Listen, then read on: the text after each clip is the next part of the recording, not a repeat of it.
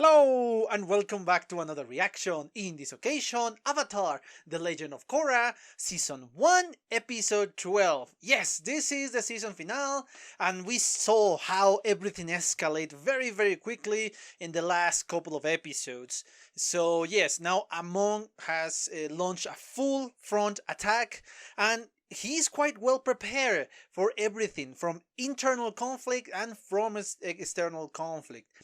I still maintain my idea that Amon will not be able to just sustain everything that is happening here. Even if he's well armed, if you face him against an entire army, that's a different story. He might be able to hold them back enough for them to say, okay, let's negotiate. Yes, that is possible, and I think that is Amon's plan. I think that is his point, that start negotiating and just saying, okay, get out every single vendor of the city. This city belongs now to the non-vendors, or something along those lines. So I guess that is Amon's plan. But obviously, I don't think that plan it will come to fruition because of what is going on and what is going to happen. And once again, in a season finale, we spread our heroes. We separate them so one will attack a target, in this case the main villain, and in this case is going to be Korra and Mako. And all the others are going to attack this airport. I don't know if they call it an airport, but obviously that is what we will call it. So these machines, these flying machines faster than a zeppelin, cannot attack the fleet that is coming towards the city. So yes, very strategically, very interesting to see all the possibilities, and I like that. But enough about this, enough about the presentation. Let me just quickly remind you that if you enjoy the content of the channel, please consider a subscription and turn on notifications. If you enjoy the video, please give me a thumbs up and leave a comment so I know what you think about my reaction, the episode, or my commentary once you see it. Remember that in the description we have the link for the reaction, alongside with the link for my Twitter if you want to follow me, and the link for my Patreon in case you want to follow me there as well. Remember, in the Patreon you can find the uncut version of this reaction. Anyway, enough about all of this crap. Let's cut the presentation short and watch the video, shall we?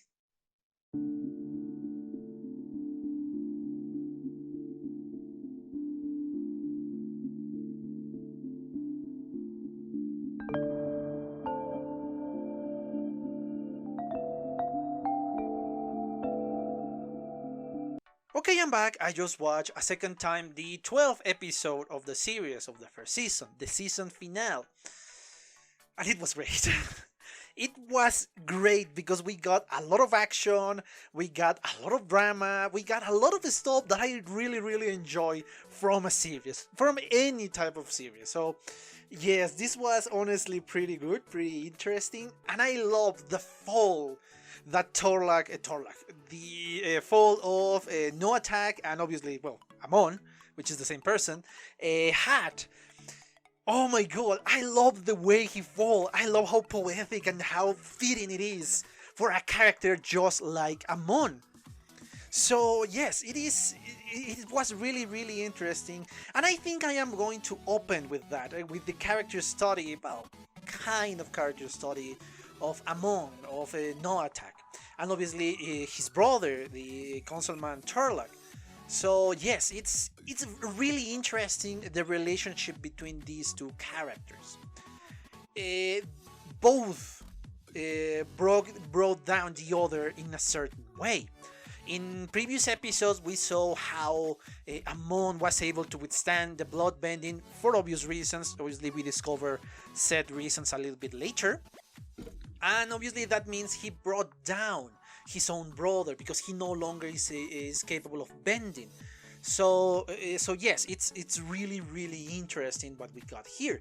And then of course, so he can maintain this image of this this cult leader, this person that was obviously above life, above everybody else, and that's going to get rid the world of bending. He need to take the bending of his own brother away, because I guess if Amon will be alone in this case, he will say, okay, no, I'm just going to capture you and you're going to be fine.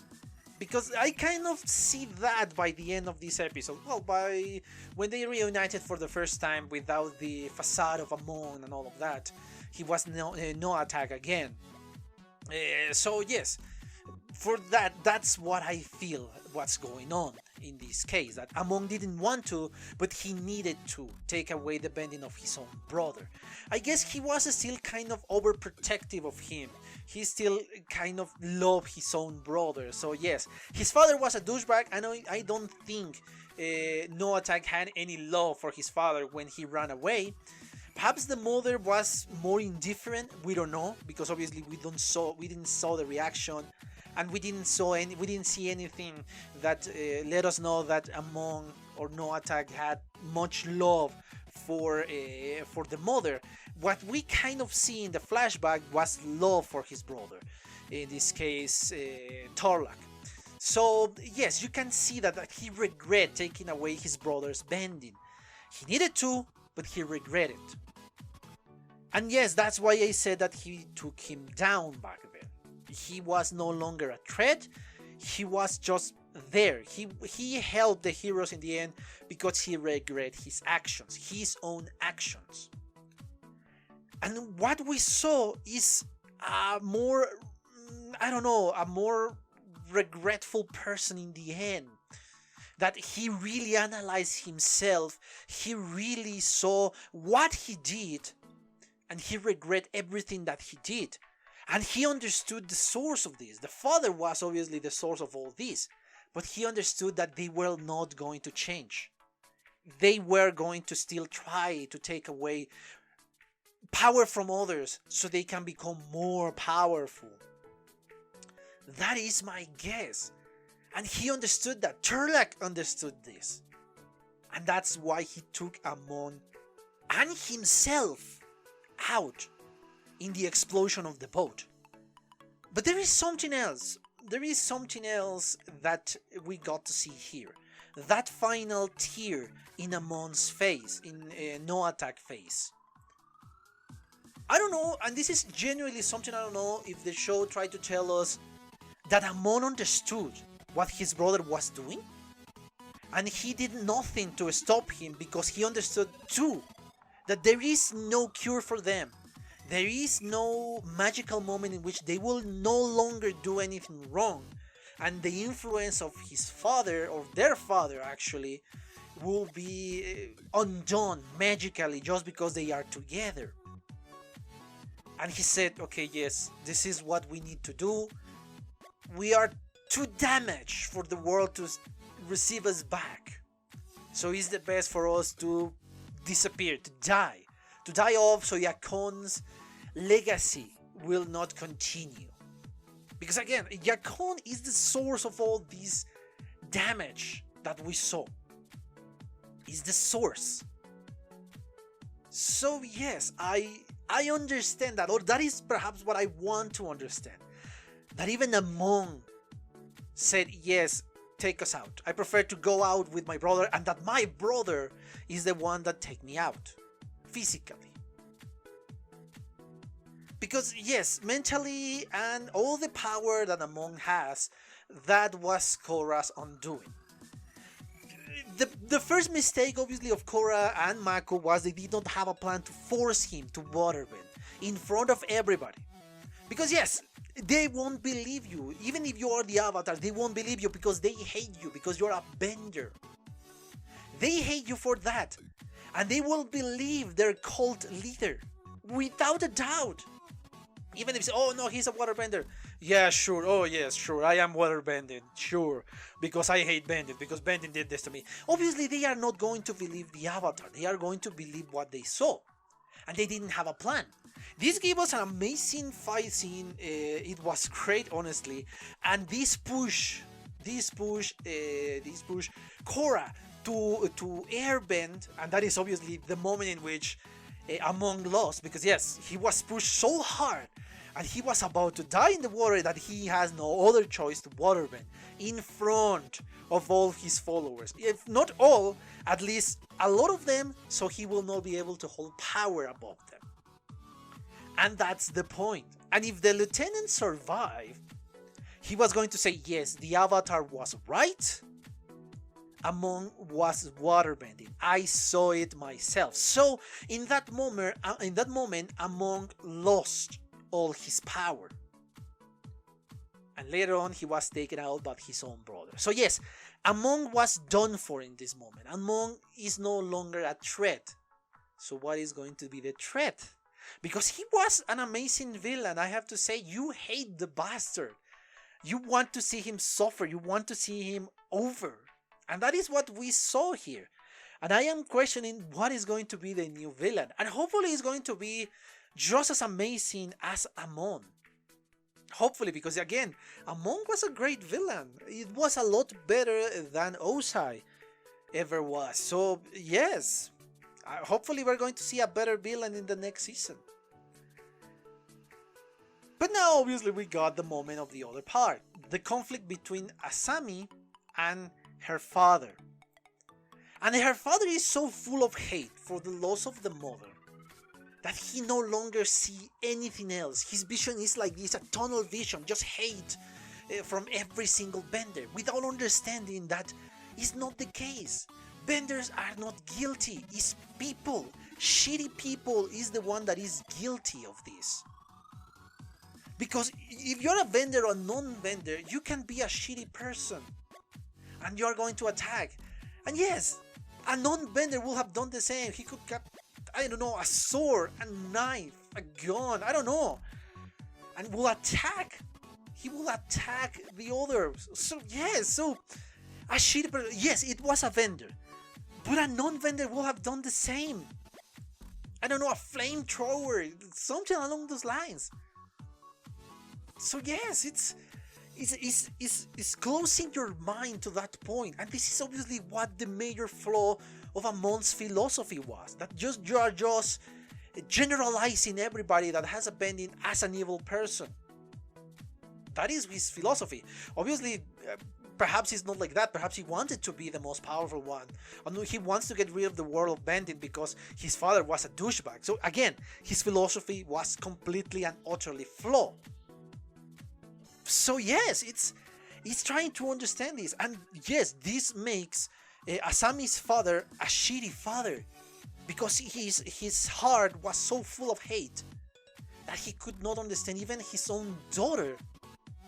And why she did not see the same way as he.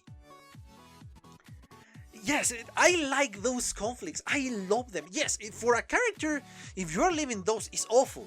But for us as an audience, those are great because those build amazing characters. And Asami honestly is just positioning herself way, way above everybody else. I think she is among my favorite 3 characters of this series, obviously. Bolin, you have Lin, and you have Asami now. I mean, she is amazing. And the character development that she got in the last few episodes is just outstanding, man.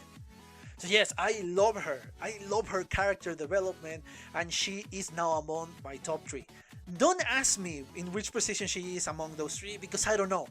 I honestly don't know who is the better of the 3. I don't know. But now, the minor stuff. Yes, obviously you see how shitty Amon is when he was just capturing kids, man. That is one of the shittiest things you can do, and you know how I feel about that. I hate when adults try to get advantage of kids. This is awful. I cannot conceive that. Those are the people I hate the most, and that is why I have no longer sympathy towards Amon, because of what he did to kids. So yeah, he deserved to die, because he's just so damaged, man. And that's why Akon is a piece of shit too, because what he did to his own son. So yes, that's why. But honestly, yes, and now small stuff. I love Boomy. I love General Boomy. He's very similar to original Boomy.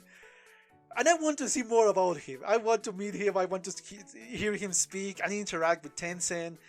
I love the fact that now Korra is connected spiritual to the rest, and I think that is the clearest image that we have seen of a lot of avatars, and it's freaking awesome. And that twist, that Avatar Korra recovered her own bending, all the bendings, thanks to Aang, to Avatar Aang, it's just so great. It will be very ballsy of the show if just take away the Avatar bending, except for the air bending, and we got or dedicate another season to her recovering or understanding. But I like that too. I think it will be very ballsy for them to do the other alternative. It will be, oh my god, this is fucking awesome. But this is cool too. Not as cool as the alternative, but cool too. And it's awesome to see Korra, I think for the first time, entering into the Avatar state. It's so freaking cool to see that. And obviously the shipping that we got in the end, again, it's not something I really care about. I honestly don't care about this one, and you know I'm a shipping. But for those who ship them, Mako and Korra, that is great for you guys. You get your ship. It's freaking awesome. Good for you. It's not something I really care about, but I am happy for you guys. I'm happy you got your ship. But anyway, I really think I exhausted the topic of this one. A great season finale. I love to see it, and I cannot wait to start the new season. But anyway, before I forget, let me just quickly remind you that if you enjoy the content of the channel, please consider a subscription and turn on notifications. If you enjoyed the video, please give me a thumbs up and leave a comment so I know what you think about my reaction, the episode, or the commentary that you just watched. Remember that in the description the link is for the reaction, but if you are here you already knew that, and for my Twitter and my Patreon. Obviously there is no obligation. If you want to enjoy the full uncut reaction, go to my Patreon and you can check it out there. Anyway, yes, I think that's it for now. I hope you enjoy it, and well, see you on the next season. Bye! Okay guys, I hope you enjoyed that video, and if you did, give it a like so the algorithm from YouTube will help me out. And check my other videos, share them, and also why not subscribe to my channel and join this community. And as always, I want to thank you for your attention, your likes, and even your dislikes, your comments, which is something I always look forward to read. And yeah, once more, thanks and see you on the next one.